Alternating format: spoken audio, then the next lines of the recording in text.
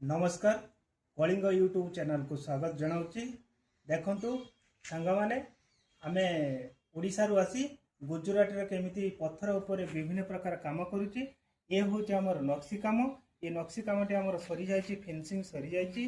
नक्सी काम जदि आपन को भलो लागुथिबो आपण माने निश्चय ये काम देखला परे मते कमेंट माध्यम रे जणैबे एवं ता संगे संगे आमे जो काम करूचे जो जगह रे से काम गुड़ाक बहुत गुड़ा अच्छी। देखो ये कम आमर हो सारी ये समस्त कम आमर लगे आगामी दिन में विश्वकर्मा पूजा पर ये कम सब लग आमर एठी देखु जाली कम केमती नक्सी कम गुड़ाए कम आमर होती।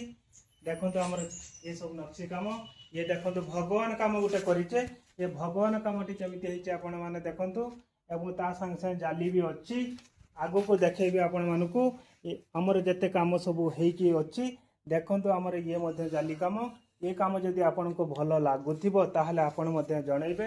ये होची मूर्ति हेई सारिछि, ये मूर्ति गुडा हेकी अछि।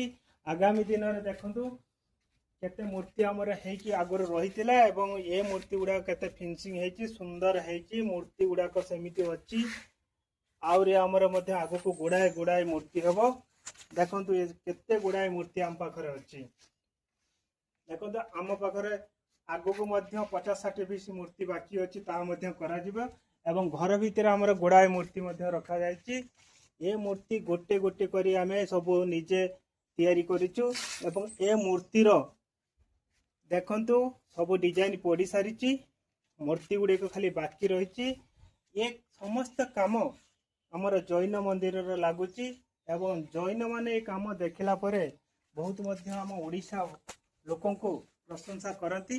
देखो सांग माने घर भीतर आमर मूर्ति हो सारी एवं आम काम को जैन माने बेसी पसंद करचंती एवं प्रशंसा करचंती। जहाँ आपण माने ये काम देखला परे जदि आपण मानको भलो लागि थाए निश्चय आपण माने कमेंट करिवे, लाइक करिवे, शेयर करिवे, सब्सक्राइब करिवे। एक कथा जम्मा भूलिबेनी। रही जगन्नाथ।